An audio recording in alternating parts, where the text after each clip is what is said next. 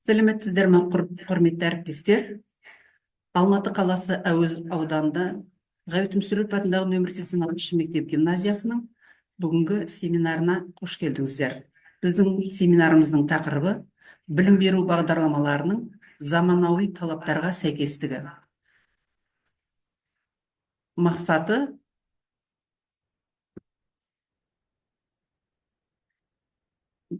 білім беру бағдарламасының заманауи талаптарға сәйкестігін талдау, олардың тиімділігін арттыру жолдарын қарастыру. Бүгінгі семинарда қатысатындар, мінекей өздеріңіз экранда көріп отырғандай, 6 мұғалім.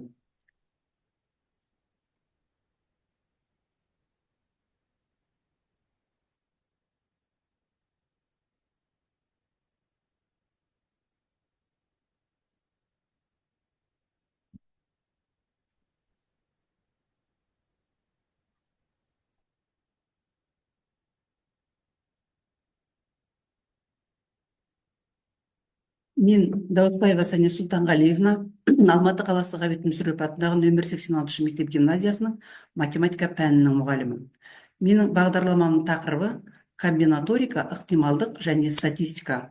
Бұл бағдарламаны жазудағы мақсатым комбинаторикаға ықтималдықтар теориясы және статистика есептері оқушылардың логикалық ойлау қабілетін дамытуға, практикалық тапсырмаларды шешу дағдыларын қалыптастыруға және күнделікті өмірді математиканы қолдану қабілетін арттыруға бағытталған. Бұл есептерді шешу барысында оқушылар математикалық модельдерді құрастыруды, деректерді талдауды және қорытындылауды үйренеді. Сонымен қатар ықтималдықтар теориясы мен статистика әдістері көптеген ғылыми салаларды кеңінен қолданылады. Біз математика комбинаторика, ықтималдық және статистиканы 5-ші сыныптан 11-ші сыныпқа дейін бағдарламаға енгізілген. 5-ші сыныптарда статистика деректер болса, ол жерде диаграмма сызуды үйренеді. 6-ші сыныптарда арифметикалық орта табуды, мода табу және медиана табуды үйренеді. 7-ші, 8-ші сыныптарда статистика элементтерін қарастырады. Ол жерде 7-ші класста вариациялық қатар мен абсолюттік жиілік, салыстырмалы жиілікті қарастырса, 8-ші сыныпта жиілік алқабы, гистограмма салу, орта мән табу, дисперсия және стандартты ауытқу. Ал 9-ші, 10-ші сыныптарда комбинаторика элементтерін және ықтималдықты қарастырады. Сонымен қатар 9-ші сыныпта комбинаториканың қосу және көбейту ережелерін қарастырса, 10-ші сыныпта жуық есептеулер, Ньютон биномы, Бернулли формуласын қарастырады. 11-ші сыныпта ықтималдық теориясының негіздері, бас жиын, дискретті және интервалды вариациялық қатарларды қарастырамыз. Енді менің бағдарламамның мақсаты комбинаторика, ықтималдықтар және математикалық статистиканы оқыту арқылы оқушылардың ықтималдық интуициялар, комбинаторикалық ойлау қабілеттерін, статистикалық мәдениеттерін дамыту. Енді міндеті, мінекей өздеріңіз экранда көріп тұрғандай, оқушыларға комбинаторика, ықтималдық және статистиканың курсын негізгі ұғымдарын игеруге көмектесу. Бағдарламаның өзектілігі, бағдарламам 13 бөлімнен тұрады. Кестелер, диаграммалар, арифметикалық орта, статистикалық сипаттамалар, кездейсоқ оқиға мен ықтималдық, кездейсоқ құбылыстарға математикалық сипаттама. Сол сияқты кездейсоқ оқиғаның ықтималдығы, комбинаториканың элементтері, геометриялық ықтималдық, кездейсоқ шамалар, кездейсоқ шамалардың сандық сипаттамасы, статистикалық кездейсоқ шамалар қосымша. Мінекей осындай 13 бөлімнен тұрады. Енді мысал келтіретін болсам, бізде міне өздеріңіз экранда көріп тұрғанда n 6-ға тең, a 5-ке тең, b 3-ке тең берілген есеп. Осыны Ньютон формуласының екінші мүшесін табыңыздар дейді. Бұл жерде мына тепе-теңдікті пайдаланамыз. Осы тепе-теңдік бойынша Ньютон формуласының екінші мүшесі 10-ға тең болады екен. Тағы сол сияқты мына жерде тағы екінші мысалды көрсететін болсақ, гүлдер сататын дүкенде 3 түрлі гүлдер бар. Гүлдердің бірінші түрінен 5-еу, екінші түрінен 4-еу, ал үшінші түрінен 7 гүл бар. осы гүлдердің түрінен бір гүл алып неше букет жасауға болады. Бұл жай қарапайым есеп сияқты болып көрінуі мүмкін, бірақ осыны букеттердің санын көбейту ережесін қолданып, осы жаңағы комбинаторика пайдаланып, осы есептерді шығарамыз.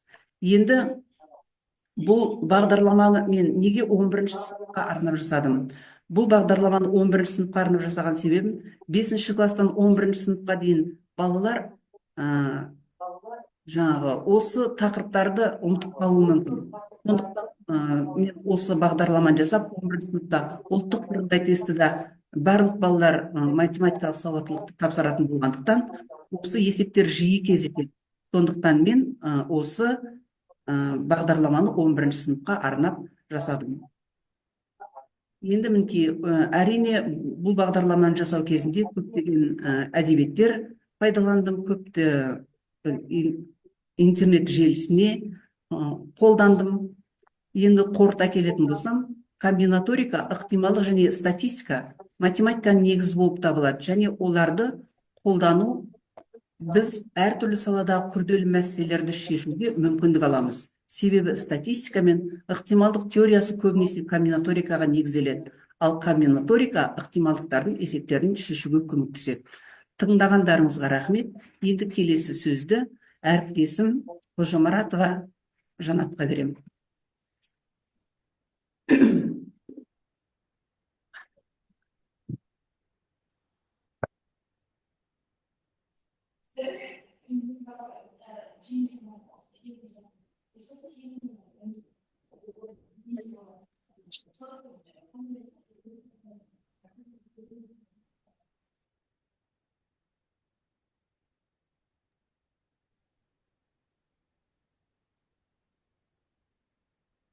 Сәлеметсіздер ме, құрметті әріптестер? Мен де номер 86-шы мектеп гимназиясынамын, Ғабит Мүсірепов атындағы. Менің тақырыбым математика пәнінен стандарт емес есептерді шешу. Бағдарлама 2025 жылдың 4-ші ақпанында қалалық сараптамалық кеңестің шешімі бойынша оқу үдерісіне енгізілді. Бағдарламаның мақсаты тапсырманы талдап және ойын жинақтап тұжырымдай алуы, шешім қабылдау, бағалау, жүргізу, логика мен интеллект арқылы сызба есептерді жақсы шешуді және салыстыруды үйрену, оқуды өмірмен байланыстыруға көмектесу, оқушының ойлауын, есте сақтауын, қиялын, тапқырлығын дамыту, бәсекеге қабілетті математикалық сауатты тұлға тәрбиелеу. Яғни бұл бағдарлама 5-ші сыныпқа арналып отыр. 1 сағаттан 7-сіне 34 сағатқа.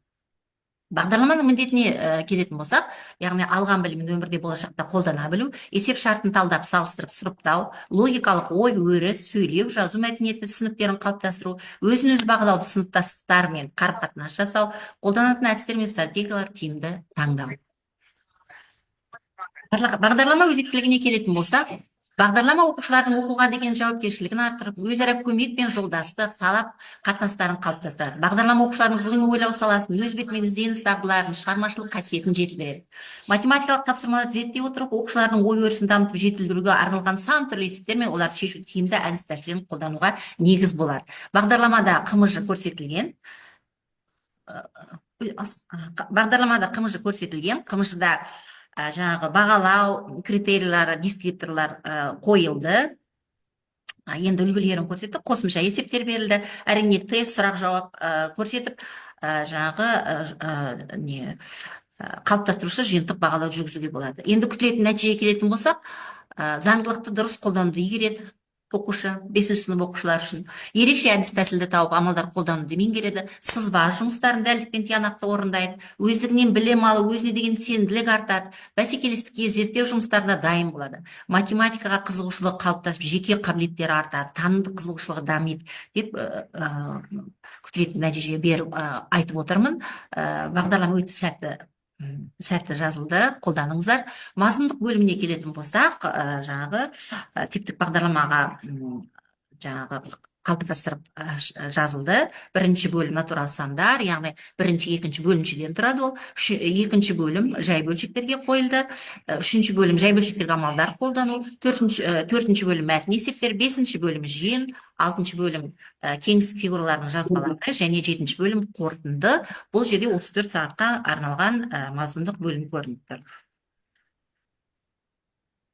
Енді бағдарламада айттым, КМЖ-да үлгілерінде есептер бәрі көрсетілген, және қосымша есептер де бердім. Соның ішінде бір екі есепті айтып өтейін.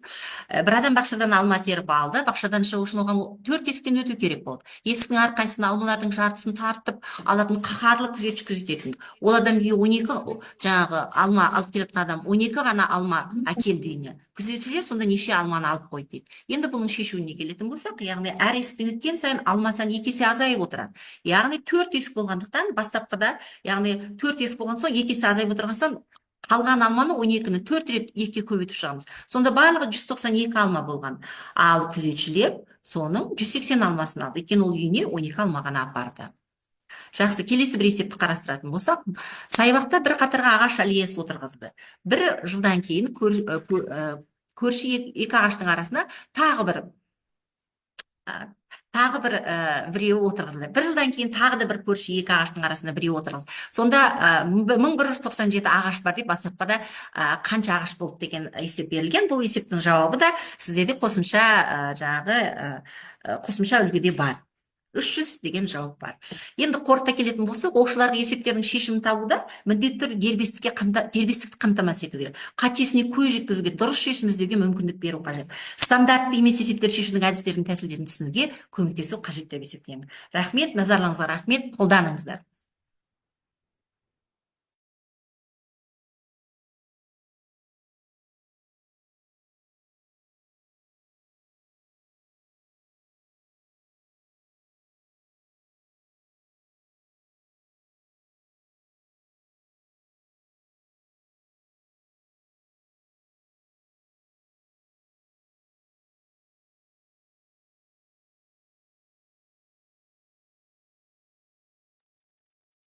Сәлеметсіздер ме, құрметті әріптестер. Менің бағдарламам элективті курс ықтималдықтар теориясы және математикалық статистика. 11 сынып оқушыларына арналған, аптасына 1 сағат, барлығы 34 сағат. Бағдарламаға келетін болсам, курстың мақсаты курс ықтималдықтар теориясының және математикалық статистиканың негіздерін оқыту арқылы оқушылардың кездейсоқ құбылыстар мен деректерді талдау қабілетін дамытуға бағытталған. Оқушыларға ықтималдықтар мен статистиканы қолдану арқылы нақты өмірдегі жағдайларды талдауға мүмкіндік беретін математикалық әдістер мен құралдарды меңгерту. Курс оқу процесінде теориялық білім мен практикалық дағдыларды үйлестіруді көздейді. Курстың міндеттері: ықтималдықтар теориясының негіздерін үйрету, математикалық статистиканың негіздерін меңгерту, модельдеу және болжау дағдыларын дамыту, қолтаңбалы мәселелерді шешу. Курстың өзектілігі: қазіргі таңда ықтималдықтар теориясы мен математикалық статистика ғылым мен техниканың әртүрлі салаларында маңызды рөл атқарады. Өйткені кездейсоқ құбылыстар мен процестерді түсіну және басқару өмірдің барлық салаларында маңызды. Экономика, медицина, инженерия, экология сияқты салаларда статистикалық және ықтималдықты модельдеу әдістері күнделікті өмірде жиі қолданылады. Әлемдегі деректер санының өсіп, оның өңделуі мен талдауына қатысты және әдістер мен тәсілдер дамуда, сондықтан осы салаларда мамандарды даярлау маңызды болып табылады.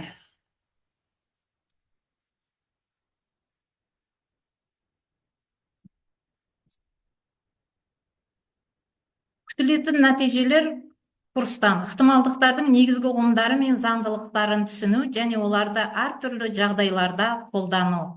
Ықтималдықтар мен статистика әдістерін нақты өмірлік немесе ғылыми жағдайларда қолдана білу. Статистикалық тестілеулер мен практикалық әдістерді дұрыс таңдап қолдану дағдыларын меңгеру. Менің бағдарламам 34 сағатқа арналған 5 бөлімнен тұрады. Бірінші бөлім оқиға және оның ықтималдығы 8 сағатқа болжалданған. Екінші бөлім ықтималдықтар теориясы 8 сағатқа болжалданған. Үшінші бөлім комбинаторика элементтері 5 сағатқа болжалданған. Төртінші бөлімде ise ықтималдықтар теориясының негізгі формулалары 5 сағатқа болжалданған. Бесінші бөлім кездейсоқ шаманың математикалық күтімі 8 сағатқа болжалданған. Оқыту барысында төмендегі технологиялардан пайдаланамыз. Оқыту процесінде пәнаралық байланысты іске асыру, материалды меңгеру үшін деңгейлеп тапсырмалар ұсыну, өз бетімен ізденуге бағытталған тапсырмалар жүйесі, ақпараттық коммуникациялық технологияны қолдану бірлескен жұмыс. Оқушының, біз білеміз, құрметті әріптестер, оқушының әрбір жұмысы бізде бағаланады. Тақырыпты өту барысында сынақ, тақырыптық тесттер, бақылау жұмыстары, реферат қорғау, шығармашылық есеп, презентация, геогебрада жоба қорғау жұмыс түрлері болуы мүмкін. Әрине, бағалаған кезде ауызша жауапты бағалау, жазбасы жұмысты бағалау, формативті бағалау және жиынтық бағалау болады. Егер мысал көретін болсақ, мен өзім бір қарапайым бір мысалды сіздерге айтып өткім келіп отыр. Ойын сүйегі мен бұл жерде тиынды лақтырған кезіміздегі елтаңба жанының және ойын сүйегіне 4-тен үлкен санның түсу ықтималдығын табу керек болсын. Бірінші оқиғада әрине білеміз, бізде ықтималдық P1-іміз 2-ден 1-ге, екіншісі ойын сүйегінде 4-тен үлкен санның түсу ықтималдығы P2 3-тен 1-ге тең болады. Демек, осы екі оқиғаның көбейтіндісі бізде 6-дан 1-ге тең болар екен.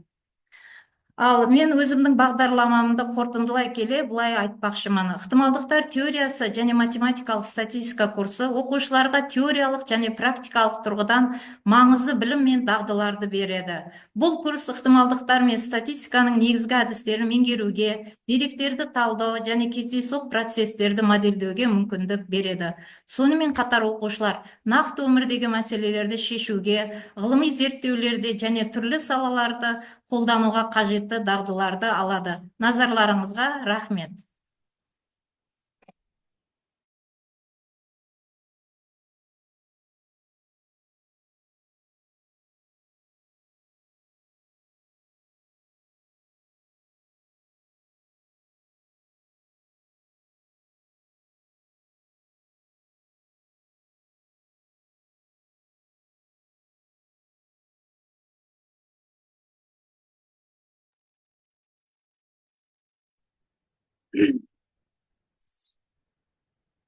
Қайырлы күн, құрметті әріптестер.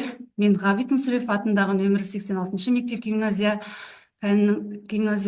мектебінің физика пәні мұғалімі Әли Ұлжалғас. Бағдарламаның тақырыбы физикалық тапсырмалар арқылы функционалды сауаттылықты қалыптастыру. Бағдарлама 9-10 сынып оқушыларына арналған, аптасына 1 сағат, жалпы 34 сағат. Бағдарламаның мақсаты функционалдық сауаттылық тапсырмалары негізінде физикалық құбылысты түсіндіру мен зерттеу дағдысын дамыту. Бағдарламаның міндеті функционалды сауаттылық тапсырмалармен танысу, функционалды сауаттылық тапсырмаларындағы физикалық заңдылықтарды анықтау, физикалық құбылыстар мен заңдылықтың өмірмен байланысын анықтау, оқушылардың дүниетанымын кеңейту арқылы ізденімпаздық қабілетін дамыту, оқушылардың танымдық қабілеттілігін кеңейтуге жол ашу. Осы курста қарастырған функционалды сауаттылық тапсырмасынан бір мысал келтіре кетсем, 2,5 жыл бұрын Аристотель айналатын ыдыстан су төгілмейді. Ол ыдыс төңкерілгенде де төгілмейді. Өйткені айналу бұған кедергі жасайды деп жазды. Мына суретте тәжірибе көрсетілген. Тәжірибе негізінде осы бір шелек суды жеткілікті жылдам айналдыру арқылы сіз судың шелек жатқан жолының су бөлігінде де төгілмейтіндігін көре аласыз. Енді осыған байланысты оқушыларға былай тапсырма беруге болады. Яғни бала осы қозғалыс түрін анықтайды, және де осы шелекке әсер етуші күштердің графигін бейнелей алады, шелектегі судың төгілмеуін түсіндіреді, тартылыс заңымен осы суретті байланыстыратын 2 қағиданы жаза алады, айдың жер бетіне құлап түспеу себебін де түсіндіре алады. Енді қорыта келе, біз оқушылардың тапсырманы орындау барысында физикалық құбылыстар мен заңдылықтарды терең түсіне отырып, танымдық қабілетін кеңейтеді. Әртүрлі деңгейдегі тапсырмаларды орындап, өздері құрастыра алады. Ізденімпаздық қабілетін арттырады, өмірде қолданып, тың жобалар жасауға бейімделеді. Назарларыңызға рахмет. Келесі сөзді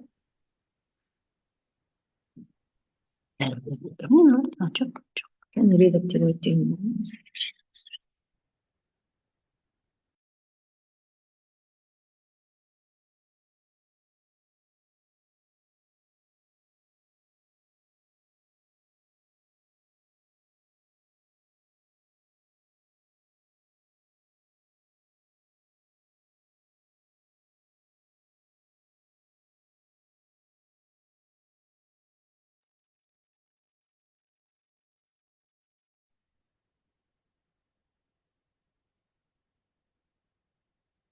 саламатсыздар ма? Менің есімім Махамбетова Жайсереш Салатына, информатика пәнінің мұғалімі.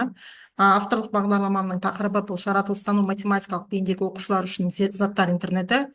11 сынып оқушыларына арналған жаратылыстану бағытындағы, жаратылыстану математикалық бағытындағы аптасына 1 сағат және барлық сағат саны 34 сағат. Бағдарламаның мақсаты бұл заттар интернетінің заттар интернеті саласындағы негізгі білім беру дағдыларды жаратылыстану математикалық бейіндегі оқушыларға білім беру арқылы олардың ғылыми зерттеу және инженерлік саладағы білімдегі тереңдету. Өзектілігі: қазіргі таңда заттар интернеті, ол Internet of Things, тек қана бір саламен шектелмей, әлемдік деңгейде әртүрлі секторларда қолданып жатыр. Оның өзектілігі бірінші кезекте ақпараттық технологиялар мен автоматтандырылған жүйелердің кеңінен қолдануымен байланысты. Ақылды қалалар, көлік жүйелері, денсаулық сақтау, өндіріс және ауыл шаруашылығына инновациялар адам өмірінің сапасын жақсартуға мүмкіндік береді. Бұл сала дамыған сайын оған қатысты білім мен дағдыларды меңгеру өзекті болып табылады. Міндеттері: заттар интернетінің негізгі принциптерін оқушыларға түсіндіру, оқушыларды ақпараттық технологиялар мен бағдарламалаудың негізгі негіздерімен таныстыру, және де деректерді жинау, өңдеу және басқару дағдыларын қалыптастыру, оқушылардың ғылыми жобаларға қатысуына мүмкіндік беру, ақылды құрылғылар мен автоматтандырылған жүйелерді жобалау дағдыларын дамыту, және оқушыларды заттар интернет қолдану салаларымен таныстырып, осы саладағы қазіргі мүмкіндіктер мен инновациялармен таныстыру. Күтілетін нәтиже: заттар интернетінің негіздері мен оның жұмыс принциптерін түсінеді, ақпараттық технологиялар, бағдарлама тілдері мен деректерді өңдеу әдістерін меңгереді, ғылыми жобалар жасауға және де жаңа технология қолдануға қабілетті болады, автоматтандырылған жүйелер мен ақылды құрылғыларды жобалау қабілеттерін игереді, және де технологиялық шешімдер қабылдауда, ғылыми зерттеулер жүргізуде тәжірибе жинақтау. Келесі бағдарламаның мазмұндық бөліміне өтетін болсақ, 34 сағат, аптасына 1 сағат.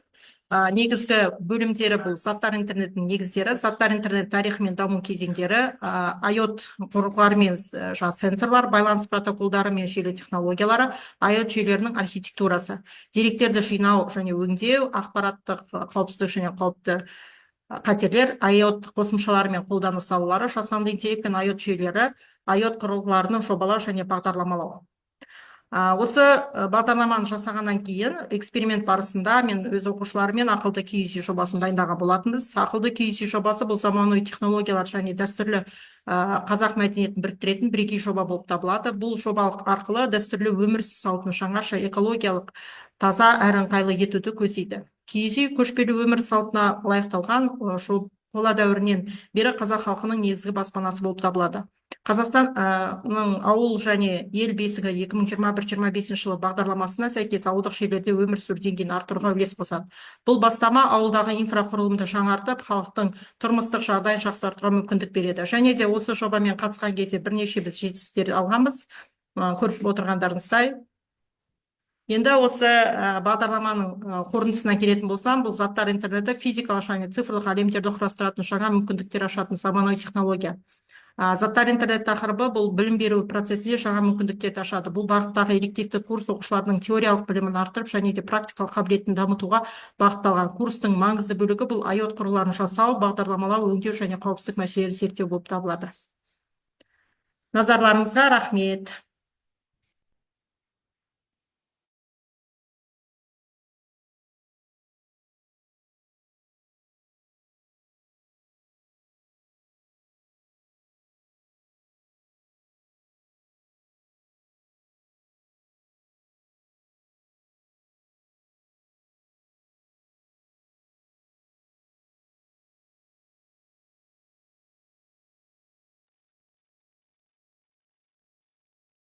Сәлеметсіздер ме, құрметті әріптестер. Мен 80-шы мектеп гимназиясы химия пәні мұғалімі Ұлықпанова Клара Сәбеновна. Химия тағам өндірісінде маңызды рөл атқарады. Химиялық заттар өнімнің сақтау мерзімін ұзартуға, дәмін жақсартуға көмектеседі. Алайда бұл заттардың қауіпсіздігі дұрыс реттелмесе, адам денсаулығына кері әсер етуі мүмкін. Сондықтан да менің авторлық бағдарламам тақырыбы химия және тағам қауіпсіздігі. Бұл бағдарлама 10-11 сынып оқушыларына арналған аптасына 1 сағат. Бағдарламаның мақсатына келетін болсақ, оқушыларға тағам өнімдерінің химиялық құрамын зерттеуді және олардың қауіпсіздігін бағалауды үйрету. Міндеттері: тағам өнімдерінің құрамын талдау, химиялық қауіпсіздік шараларын үйрену, практикалық дағдыларды дамыту. Оқушыларға тағам қауіпсіздігі саласында терең білім беру және химиялық зерттеулер жүргізу дағдыларын қалыптастыру. Теориялық бөлімі, яғни химиялық қосылыстар және олардың тағам құрамындағы рөлі, тағам өндірісіндегі химиялық қауіптер, тағам өнімдерінің сертификатталуы мен стандарттары. Лабораториялық зерттеулер жүргізу, қауіпсіздік тағамды таңдау және сақтау әдістері, оқушылардың зерттеу жобалары.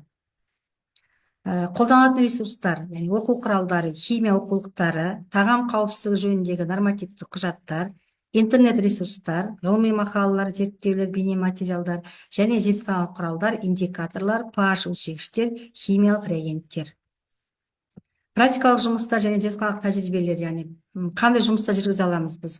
Бірінші, қышқылдық пен сілдікті анықтау, тағам өнімдерінің pH деңгейін өлшеу, ақуыздарды сапалы анықтау, крахмалға сынама жүргізу, майлардың құрамын зерттеу.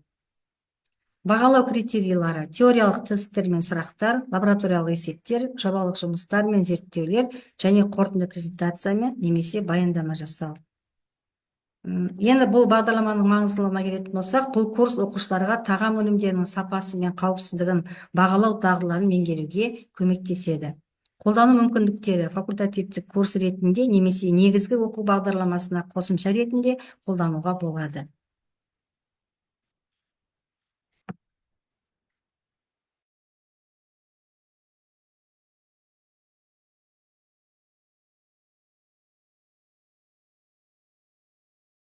Енді осы бағдарламаның барысында тәжірибе жасаған едік, соған назар аударсаңыздар тәжірибеге.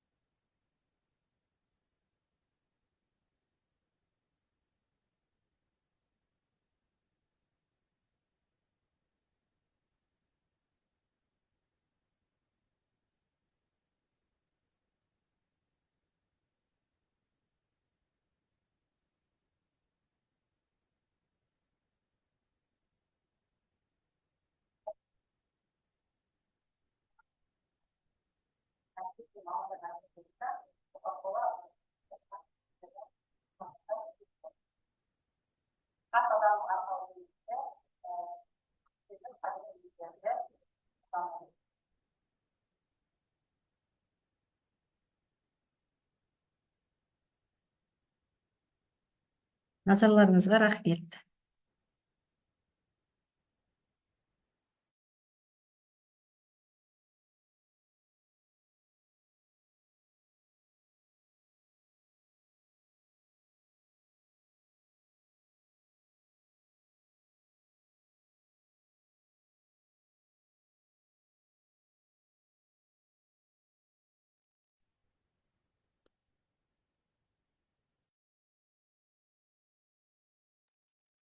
Сонымен бүгінгі біздің Ғабит Мүсірепов атындағы нөмір 86 мектеп гимназиясының дайындаған бағдарлама бойынша жасаған семинарлары аяқталды. Тыңдағандарыңызға рахмет. Біздің бағдарламамызды қолдануға шақырамын.